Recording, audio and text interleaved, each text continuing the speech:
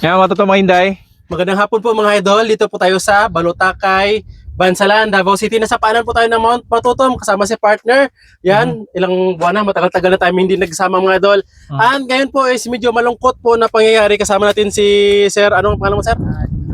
Si Sir Jojo mga idol. Dito po tayo. Yan. Dahil Lungkot talaga. ang repolyo or cabbage partner, yung hinahawakan po ni partner mga idol kapag nabalatan, 10 pesos lang po ang per kilo. Itong goods na class A, 15. 15 pesos per kilo sa farm gate. Pero may nag-comment sa ating live kanina na 120 daw partner ang kilo sa palengke. Oo. Depende kasi yun matuto mga Hinday sa supply and demand. So dito sa kanila, na sobrahan din nata yung dami ng repolyo, Sir, no? Sir Jojo. So sa ibang area kasi medyo maliit lang yung mga repolyo kaya tumaas din yung presyo sa kanila. So possibly ito 15 dito, baka dun sa palengke 30. Times 3 na. O times 3 or 40, 45 or 50, ganun. So nakakalungkot lang kuya dahil ganun, no. Ano bang ibang dahilan maliban doon sa demand and supply, kuya? Kasi yung sinasabi nila, nagsingatingan na yung Cagayan, saka Bukidnon. Na-harvest. Harvest doon. Okay. Saan bagsakan Davao? Davao, Cagayan. So nagsabay-sabay ka dahil dito sa Balutakay, isa sa mga pinakamalawak din na vegetable farm. Sa Bukidnon, napakalawak din. Napakalawak din. Sa Cagayan, Ganun din. oo. Sa Davao de Oro, ganun, malawak din sila doon na area. Combal, malawak din. Nagsabay-sabay, partner. Ayan. Nakakalungkot lang to mga nangyari. Ayan. Mura na lang. Pero kuya, Jojo, tuloy-tuloy pa rin sa pagpa-farm. Tuloy pa rin. Kahit nalugi ngayon. Tuloy. Bakit kuya? May panahon naman na makakabawi ka. Pagdating sa pagsingit ng gulay, bawi ka rin.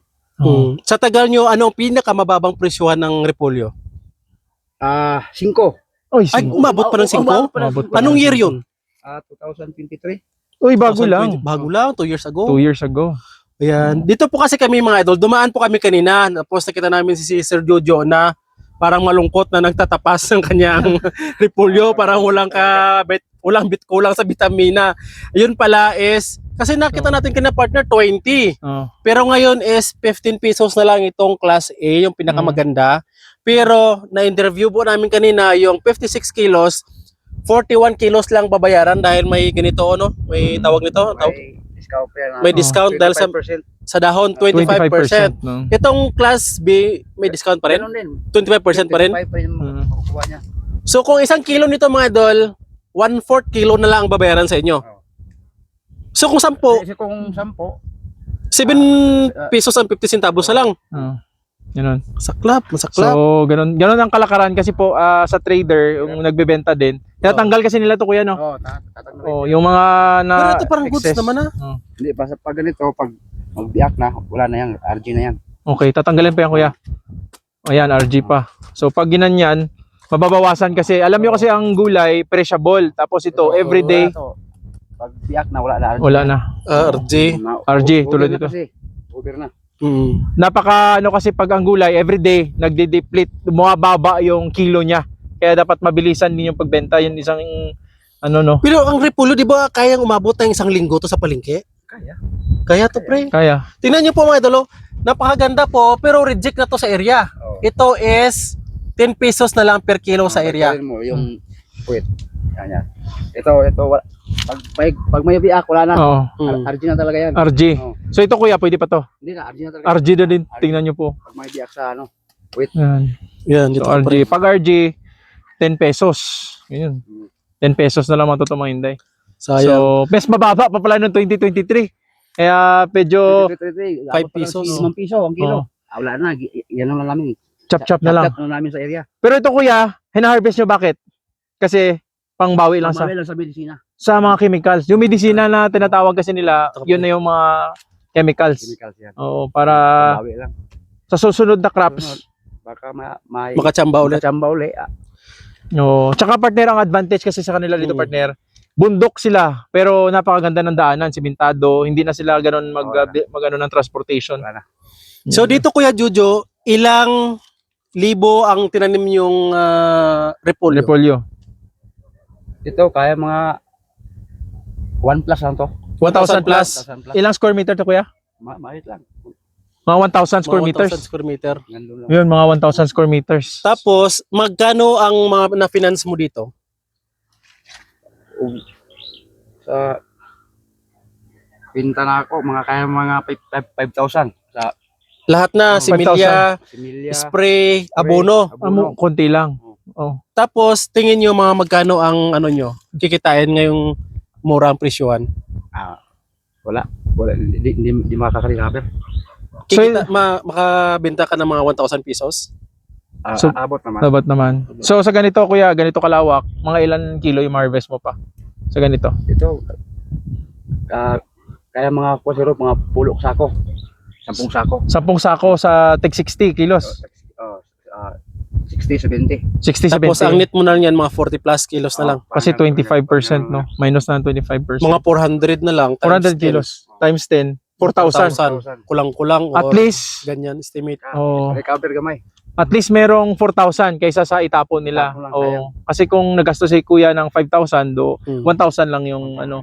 Ang labor mo kuya, ang pinakamahirap. Yan, Kasi ilang months to bago i-harvest kuya? 3 buwan. 3 buwan walang kita. Tapos ganito. Pero kuya, hindi ka nagtatanim ng isang crops lang, marami kang crops. Meron akong carrot, Oo. saka sibuyas, Mm. sa kabila. Okay. Meron So din. yun naman ang advantage ng kuya. So pag dito kasi mga farmers, hindi sila nagpa-focus sa isang crops lang. Kailangan sa isang area nila medyo nagkaroon kayo ng multi-cropping Oo. para pag bumaba yung isa, yung possible yung isa, May isa makatama yung isa. ayun, Oo. tama no. Merong mag-aabuno Oo. dun sa isa. Pero Makaka-recover. nakajakpat naman kayo, Kuya Jojo, Oo. ng ano, magandang presyo nito. Yung nung nakaraang taon, Magkano? 90 ang carrot. Oh. Sa Repolyo, Repolyo 40. ang pinakamataas na. Oh, maganda na yun ah. Ay, pero bakit sa palengke mahal no? Mahal sa palengke kasi partner yung bumababa nga ng kilo ito. Ang disadvantage kasi sa mga nagbebenta din sa nagre-retail, sila naman ang makukuhanan ng ng mga Gumagaan. Oo. Gumagaan ito. gumagaan tapos syempre Pasapasa. pasapasa na yun. Kaya sila tatayo medyo Kami ang kawawa, mga farmer. Ganun talaga kasi sila indirect sila nagtatanim sa kanila lahat ng emotions. Ang mas pinakakawawa talaga, partner, yung malalayo pa, bubuhatin mo pa ito papunta sa daan. Kagaya nung yung bundok yan Oh. Ang taas nga doon. So yun lang ang pinaka worst Bubuhatin scenario. pa nila at ito ano. Triplehan lang pag doon ka mag-harvest. Kasi magsubuhat pa Tracking ka pa. Tracking. Mahal yung bayad kanina, nakakita kami sa isang sako partner 50 pesos. patatas ilang lang yun. Siguro mga 1 kilometer. Yung pamasahe. Repolyo yun. Repolyo. Hindi yung patatas diyan sa baba yung pinunta natin. Oo. Pero yung kanina yung kabayo, 50 pesos per Ay, 50 pesos din yun. Mm-mm. Dito din kanina sa yung binuhat ng tao, yung din 50 din tao lang. Pero at least patatas yun mahal. Patatas mahal. Yung repolyo kanina, kabayo naman ang nagbuhat sa isang deliveran, 3. So 150. Ayun. Ayan. So Sige po kuya, tuloy po ng mga harvest. salamat Maraming kuya. salamat po Kuya Jojo. Dito tayo pre. Yan. So at least nakaano tayo si kay Jojo. Thank you Kuya Jojo ah. Salamat. Thank you sige, kuya. dito. Yan. Pwede kaya palit mi kuya. Ayan, dito tayo. Palit. Bili kami kay Sir Jojo para at least yung mapuntahan namin, mabigyan namin ng repolyo. Yes, marami na tayong mabili dito na siguro sa 500 or ilang 100 pesos, kahit 100 pesos, pesos, marami na marami mga totoong mga hinday. So yan, magbili lang tayo dito. Siguro ng tama-tama lang partner kung magkano yung mabili natin. At least, matulungan natin si kuya. Yeah, so talk muna tayo dito mga idol. So ito yung problema talaga mga idol sa mga short-term crops dahil hindi mo siya pwedeng i-delay ng harvest. The same time, kung harvest time na, kailangan mo na siyang i-harvest dahil ano to siya, uod partner. Oo. At ang problem lang kapag schedule ng harvest mo is kapag mababa ang presyo, wala talaga, mahirap makaka-recover. Ayun. Dahil ang repolyo is one-time harvest unlike sa atsal, sa sili, or kamatis na yung Tuloy-tuloy. mga last harvest or mid-harvest mo, May kita. makakajakpat ka pa sa presyo. Ito, pag napitas mo na sa Isang puno, beses lang. isang beses lang, wala na. Wala na. Pag naswertehan naman, okay naman. Pero yung mga farmers natin, hindi naman sila kumbaga nagsa-stop dahil alam nila na the next naman na crop, posible naman nakikita sila kasi hindi naman palagi na mababa ang presyo. Medyo yung iba naman mataas. Tama sa Jojo?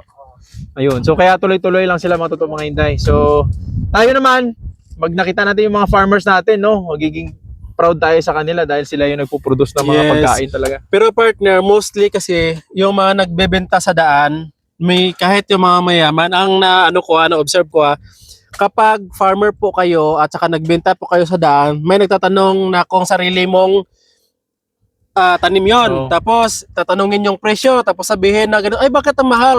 Sariling yung tanim naman yan, Oo. 'di ba? Oo. So, yun na. Tapos kung mag-upload din tayo na binibili ng mura dito sa area, bakit hindi na lang dadalhin direct sa market Mhm. para mabili ng mahal? Mhm. So, ang problem po kasi mga idol, halimbawa dito, yung market po nila dito is halos wala nabili kasi lahat farmer dito sa Kapatagan or Balotakay. Mhm. So, kung dadalhin mo to sa market, sino mag-aalaga ng mga tanim mo dito? Sino mag-harvest? Kasi doon ka na. At the same time, sa tracking. At the same time, babaratin ka din ng mga trader doon kasi hindi ka pa kilala. Mhm. Palakasan system din kaya. Mhm. So yun. Yes. Ang ending, mas mapipilitan yung farmer kahit na lugi. Kasi kung lugi naman lang talaga, lugi na rin. Mhm.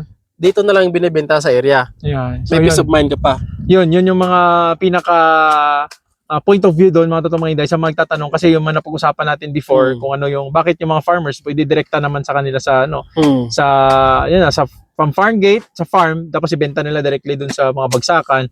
So isa sa mga pinaka main problem nga yun yung transportation, Yes. yung time kasi hindi naman kasi sila nagsa-stop sa pagtatanim. Tuloy-tuloy sila. So pagkatapos itong harvest, si Kuya magta-transplant na naman yan kasi may ready na naman na seedlings doon sa kabila.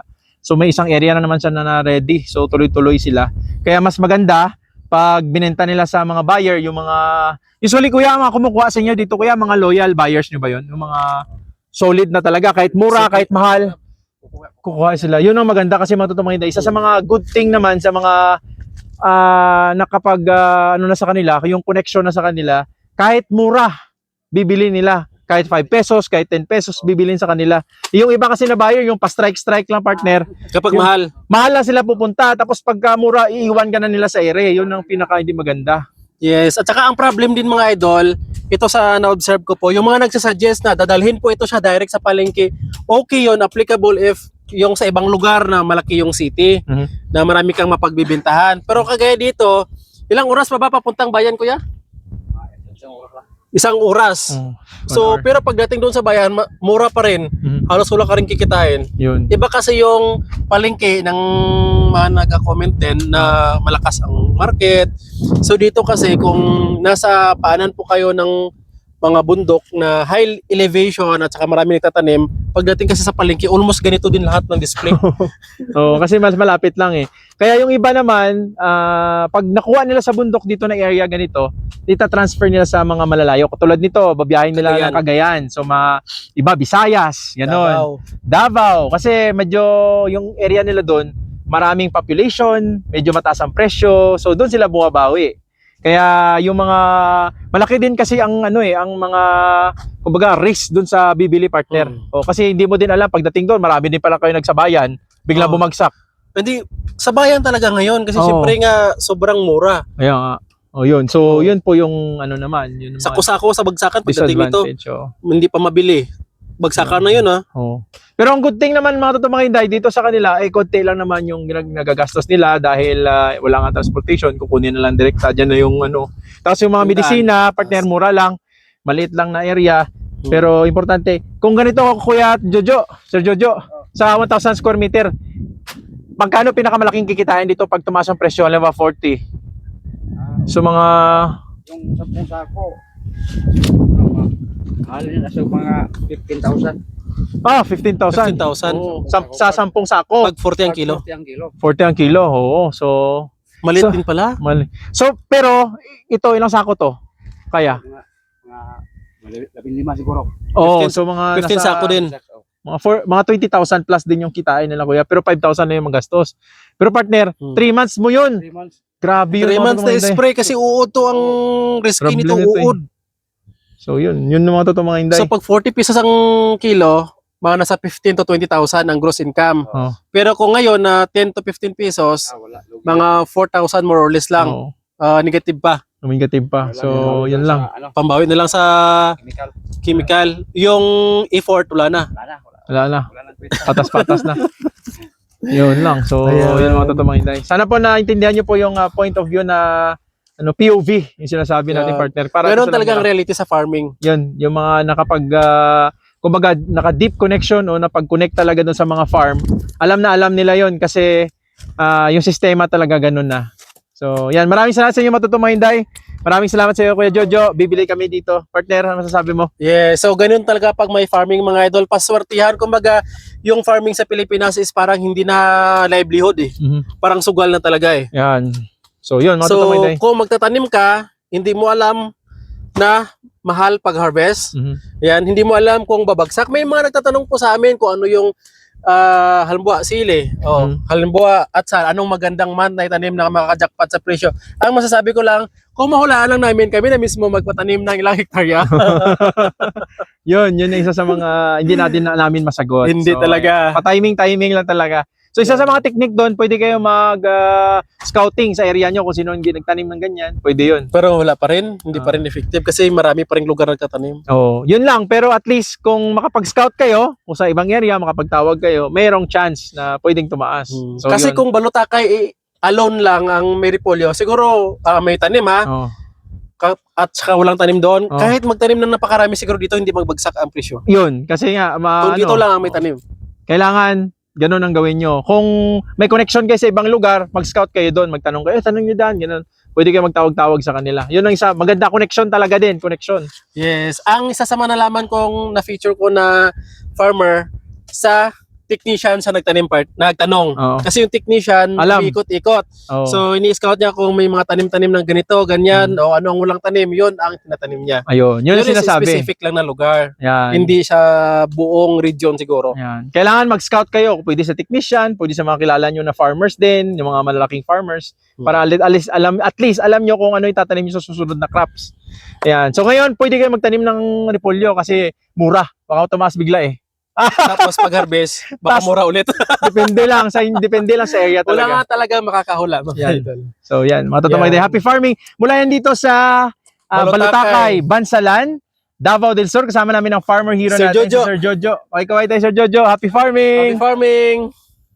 Kita-kita sa susunod na video. Bye-bye! Uhuy. Kawawa talaga. Bili kami, kuya.